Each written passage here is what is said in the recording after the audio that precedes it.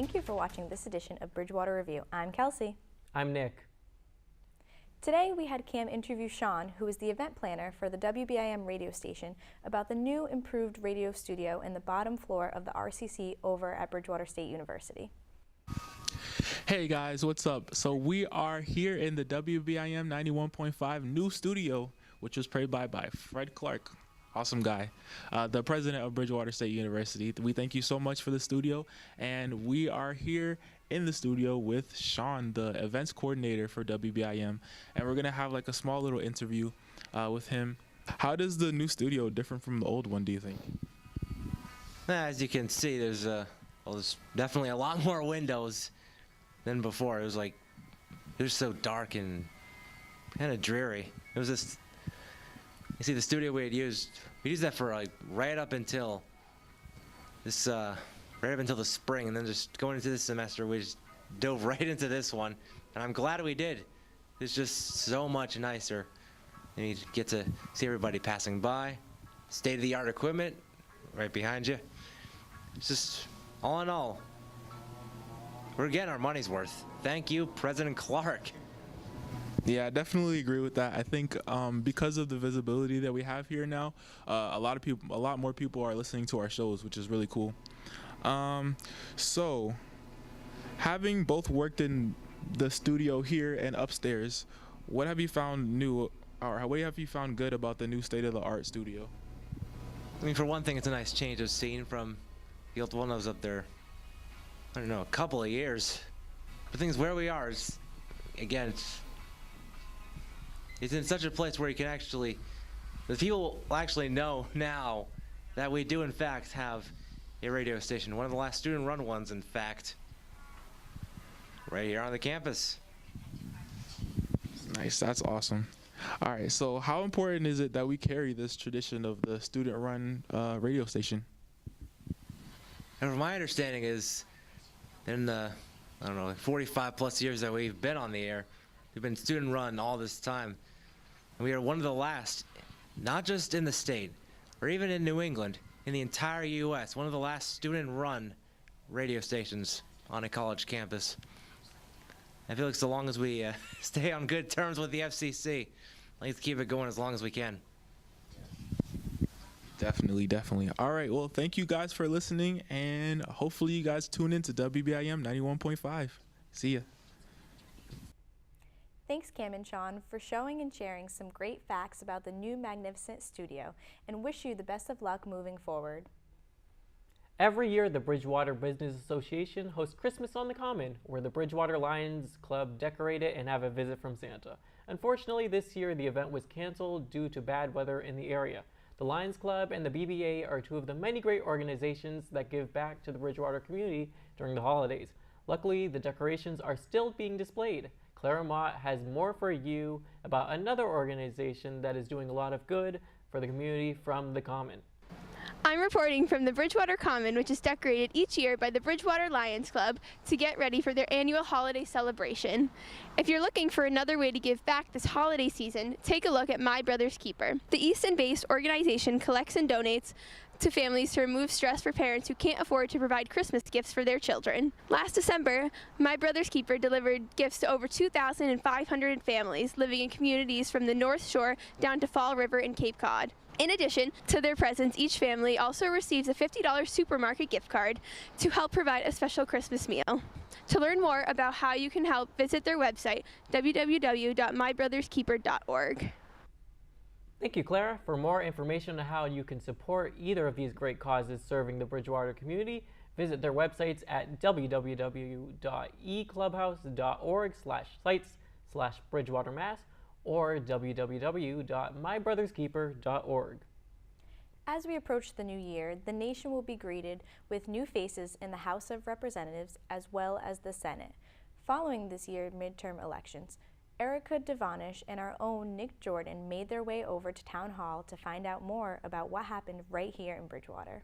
The 2018 midterm elections saw widespread change nationally, with Democrats taking over the House of Representatives by a large margin. While here in Massachusetts, it was mostly business as usual. That is, unless you look at the votes right here in Bridgewater. Plymouth County stands as the only county in Massachusetts to vote for the Republican Senate candidate Jeff Deal over the incumbent Democrat Elizabeth Warren. So where did these votes come from? Mary Lee Hunt, the town clerk here in Bridgewater, explains. Those people, how many actually voted in this past election? 10,616 turned out on election day. 2,893 voted in early voting, and 455 voted absentee. So I'm trying to think if that was a 63% turnout of voting. How does that compare to past midterm elections? That's very big for a midterm election. That was precedent setting. We haven't, even the Obama midterm wasn't that big. So I think our biggest presidential vote was about 83%. So it's about 20% less than our biggest vote ever, which is really big for a midterm. We have 3,775 registered Democrats, 2,145 registered Republicans, and 10,503 unenrolled voters, which some people call independent, but in Massachusetts it's being unenrolled in a party, so it's unenrolled voters. There are several other designations, like the Libertarian Party has 72 members, Green Rainbow Party has 16 members, but they're all rather small numbers. The Conservative Party has 12 members.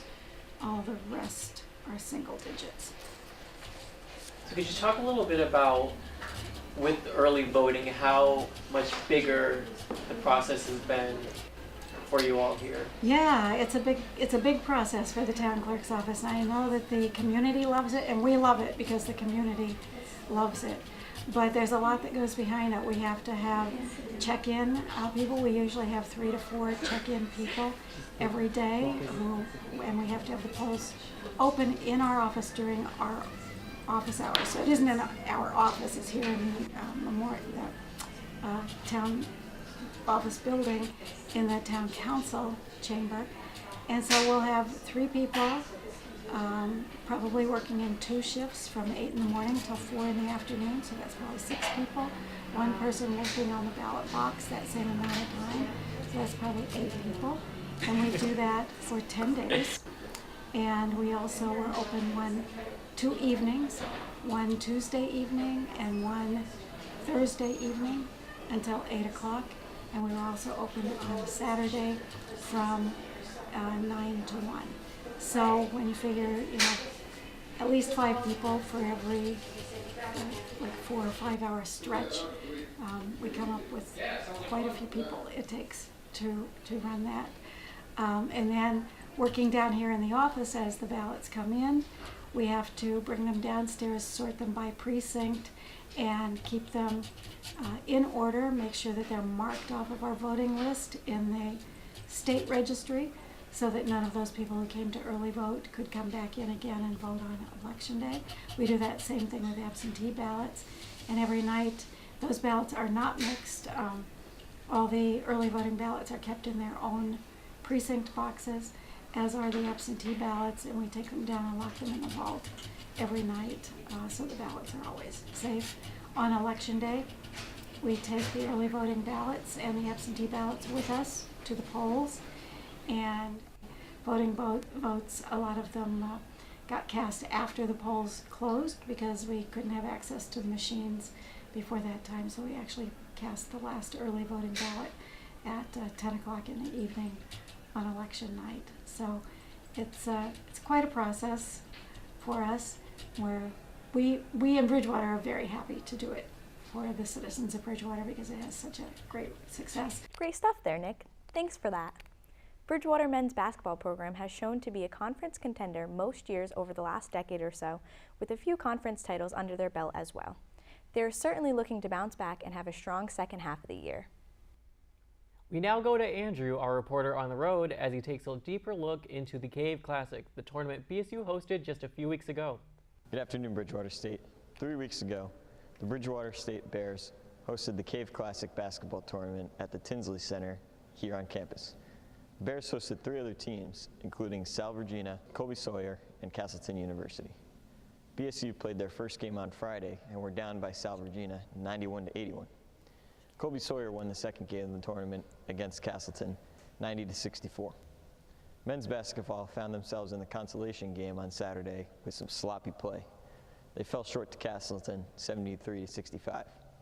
In the winners bracket, Sal Virginia beat Colby Sawyer 91-82, giving themselves the trophy in the first ever Cave Classic. Captain Ryan Carney earned himself a spot on the all-tournament team after his terrific offensive play that weekend. All results and recaps are available on the BSU Athletics website. The Bears are still looking for drastic improvements moving forward. They stand at 1-6 in the bottom part of the division.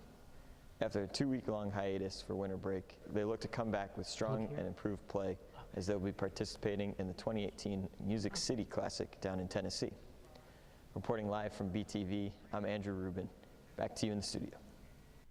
Thanks, Andrew. We hope BSU can fix their problems and get back to the MASCAC playoff tournament this year. We wish them all the luck in the world moving forward in the season. That's all we have for you today. Thanks for watching. For Bridgewater Review, I'm Kelsey. And I'm Nick. Have a good day.